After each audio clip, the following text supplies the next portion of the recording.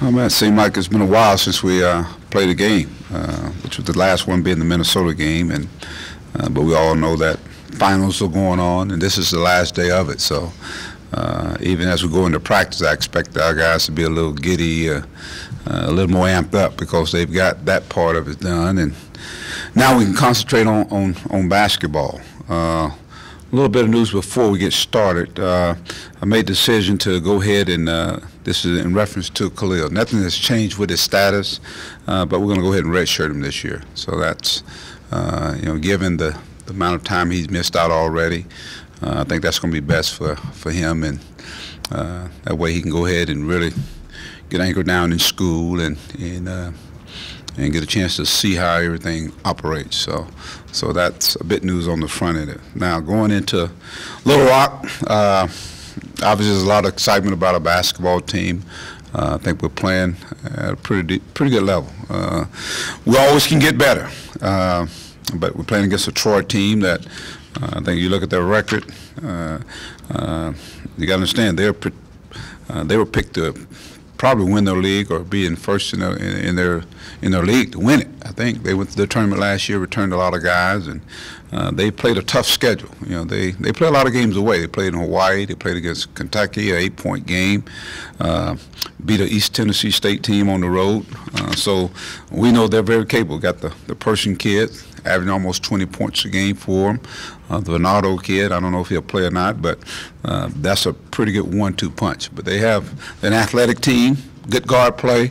We will have our work cut out for us, and the big task we have at hand is just staying focused. Going down, it's a business trip for us, and playing in Little Rock should be a great atmosphere, great crowd. These are people that don't, fans that don't get a chance to see us play on a regular basis. So to me, that is excitement in itself. And now you're taking guys back home where they were around family and friends and people they've grown up with, get a chance to see them play, and hopefully go out and play well. We want to build on what we've been working on.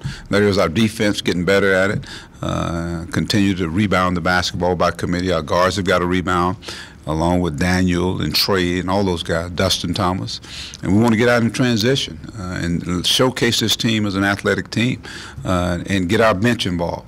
CJ's coming off that bench and playing well. Trey's coming off the bench right now. Darius Hall, you got him coming off there. And Cook gets another game up under his belt. So it's just this non-conference schedule, to me, is very critical to our success as we get into conference play, which would be, I think it's almost 2 weeks. Once Saturday, I guess it's 2 weeks from Saturday.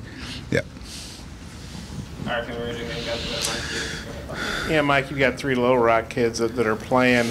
How excited do you think those guys are? If you could maybe just talk about how each one has played for you this year. I think those guys are really excited. You had a couple of guys here. I think you had Anton and Daryl. I'm sure you could. They probably didn't try to express it, but I'm sure they're looking forward to. This is their last trip to play in Little Rock in front of their families and friends, and so I'm sure they want to impress. And so my deal is have to kind of make sure they're focusing on the right things and not be too overly excited. And then of course you got Darius Hall is from that area, so I'm sure he's pretty excited about it too. Being that he won a state championship, and now you get a chance to go and play in front of his families and friends, and the people that are in their communities. Like I said, the key is stay focusing on the things that we can control, and that's going to be the game, and we'll try to hopefully keep them kind of curfewed out from everybody. They ain't just going to be going everywhere where they want to go, but make it a fun trip though. If you could just talk about how each of those guys has played, individually. I think Anton, he lost weight. I think he's probably regained playing at a level that I thought he'd be able to play at. I thought he'd be a leader. I thought he'd be one of the guys that can really command attention out there on the floor. He can calm them down. He's that calming force right now. And the thing I like about it is he, Daryl, and Barford, and Trey, I think they all are doing it collectively. I think he's distributing the ball at a high level. He's the leader of our defense. He's changing the defense out on the floor, like a little coach out on the floor. You know, Darryl, we know he's a guy that can score the basketball. You know, I've seen him become a little bit more well-rounded and having a little more pride on defense. And when he's not scoring, you know, the way you try to find out what kind of player a guy is if you're not scoring what you do best, are you doing other things to help the team win? And we saw the other night he was a distributor, giving the ball to the right people at the right time. And watching tape, he did a lot of little things, screening, back screening, cutting hard, giving up that hockey assist, the assist that leads to an assist. And so just doing all the little things. He hustled. I thought he tried to play defense, rebounded for us. And Darius, of course, he's a freshman, so the freshman's going to be up and down sometime. And but I think in practice he's getting better. It's just a matter of, you know, him going out and continue to be a guy that's going to do it on the defensive side of it, and I think the offense will take care of itself. You mentioned after the UConn game about them getting maybe too many pats on the back, and then they laid the egg at Houston. Is that a concern coming off Minnesota with all the pats on the back they've been getting? No, I think it's a little different now. You know, that was the first road game. You know, we had been on the road for the tournament, and it's always going to be a concern. But I just think, you know, guys have been through that before now. Hopefully we'll make sure our guys be aware that, you know, we got a basketball game. That'll be those guys that you had in here along with the seniors. This is their last go around. The games are counting down on them. We played nine games. They got, I guess, 22 games left, and so it's got to be important. Every game. I always preach. Each game is a big game, especially with this type of schedule, and so. Troy game is just as big as the Minnesota game, and we want to build on some consistency. I think that's the biggest key right there. So I think when you go through a season like this here, you want to make sure you get better, and that's what we want to do, get better. Hey, Mike, the way your guys have won with the margin of victory, a lot of these 20-point games, whatever they are, does that say something about how good they can be as the season goes on, and does that maybe make coaching a little less stressful for you during games? Well, you know, it's a matter, you know, it's a game of runs with the way we play. And when our bench is playing well, we're defending, and we got guys that are capable scorers. And so when that's taking place, we're defending, we're rebounding. In the last two games, I mean, we've had single digits, I think, in turnovers. So we're assisting here, we're turning it over less, we're still making people turn it over, we're making them shoot a lower field goal percentage. So when you start doing that, you're going to have some games where it's going to be where the scores increase. So let's knock on wood, and hopefully we can just continue to be consistent in our effort. And there are going to be some games that are going to go back and forth. There's going to be a possession here and a possession there. But at the same time, I just think we're playing efficient basketball. And so that's the results. And, you know, the games will get tougher. You got to be able to make plays. And I feel very, very confident we have guys that can make plays. Coach, your assist numbers are up from last season. Do you think there's one specific reason why, or kind of a combo of things? I think it's a combination of, you know, experience, and, you know, we had 7 new guys last year who had never done a Razorback uniform, and sometimes they play for themselves on the name on the back of their jersey. But I think it's just understanding, you know, we talk about trusting guys. You don't have to be that guy. You know, I always use Barford and Darryl because they were scoring leaders where they came from, and they're wired to score. And but here you don't have to go get the game. And what I mean by that, you don't have to go and try to score. The scoring will come to you, and you just do what you naturally do. And that's why we recruit these guys, because there were pieces to the puzzle. And so now we've got them here, and I think we've kind of shown them where they fit in at. I think they're a lot more comfortable, and I think they're trusting each other. And we got guys that are capable of making shots. And it helps when you can throw, you know, you can throw lobs to Daniel. That's an assist. That's a dunk there, man. And when our defense is good, obviously it's going to, and turnovers are taking place on the opponents, we're going to even have even more assists. Hey, Coach, with the way that Daniel Gafford played in his first start, do you want to keep him in the starting lineup, or do you ever want that kind of spark coming off the bench with CJ? How do you kind of handle him?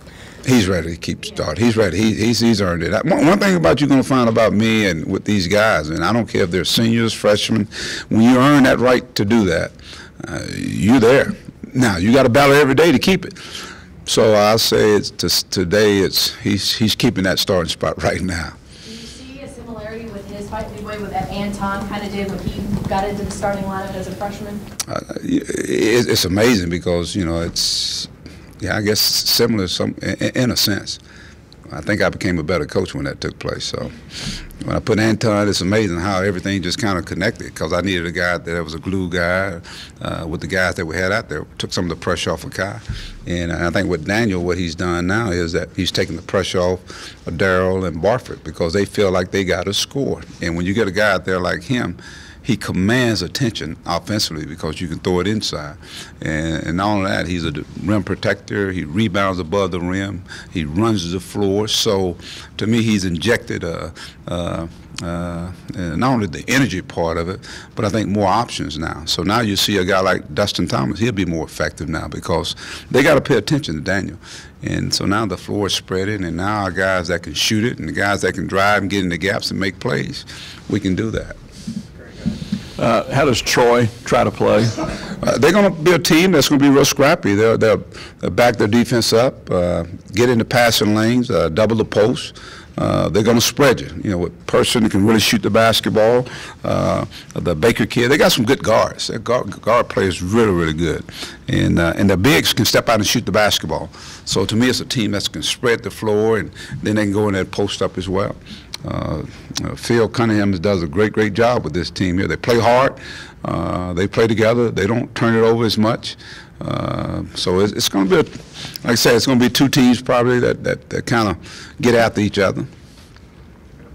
Hey, Mike, with Khalil, I mean, are you optimistic that he'll be able to play next season, or just kind of where are you with that? And you know? Yeah, I'm very optimistic about it. Yeah, yes. How's he handled this season? Would you say now? He's been good. I think, you know, early on you could see I think the biggest relief came to him when he could actually get out on the floor and do some things with us. Not necessarily the scrimmaging part of it, but just to be able to get out there with it. And I think as long as he's with these guys, he's okay. So he's able to do limited stuff, right? Yes.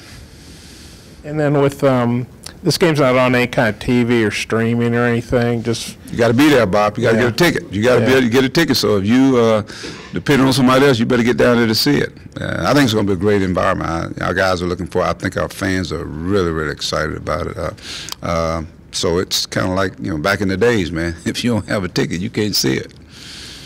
And with Person, I mean, he's shooting almost 47% from three, over 20.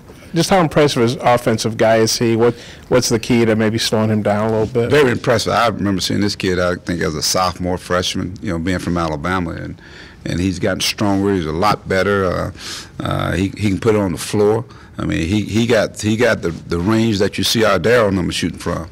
He can shoot it from there, and he can put it on the floor as well. So his body has developed a little bit more, and they do a good job of utilizing him, bringing him off double screens, and so screen and pop. With screen and pop guys, you got to make a decision who you're going to guard. So, but he's a guy that again that we've got to really pay a whole close attention to. Mike, you know, even when you were here as an assistant, you've seen some of the best that this program's ever seen come through here. I don't know if it's too soon to talk about Daniel in that sense, but is the potential there for him to be a program changer like some of those guys that have been here in the past? He's got a chance to be a special player. I'll put it that way. I think if his work ethic continues, you know, like I said, there's going to be some little peaks and valleys with him. He's a freshman. You know, that's what I said sometimes you guys see him in games. I see him in practice too. But the one thing I love about it is that he's got that, just like Bobby, he don't want to be a very good player, he want to be a great player. And that's the thing I like about it. And then, you know, Bobby's going to be a guy that's going to be one of his mentors. So I think with that being said, you know, Bobby was very special. So I think Daniel has a chance to be special. I will say this, he got a chance to be one of the most athletic big guys we've had. Now, the other stuff's got to come along. I think the skill part and all that stuff. But you cannot knock the desire. I think the desire is there to be a great player. And we'll see. I mean, it's early on. Mike, I know you don't overlook Central Arkansas, but Darrell and Anton are saying they think maybe the talent in Central Arkansas gets overlooked maybe nationally. Just how good do you think the talent is down there, and how important is Central Arkansas for you guys? It's, you know, when you talk about, you know, where it's come from the time I was here before, you know, I think it has really put out some very good basketball, very good talent down there. You know, and that's a credit to the coaches. I always say the high school coaches, the junior high coaches, the programs that have AAU, where you got basketball going all year round now. You know, basketball is, to me now, is a year-round sport if you're going to be good at it, and that's what those guys are doing down there. So, you know, it's kind of like a cycle. I mean, Memphis used to be the hotbed, and boom, and now you got players now in the state of Arkansas that are coming up, and I said again, that's credit to the high school coaches and what they're doing, and we're glad. We're glad.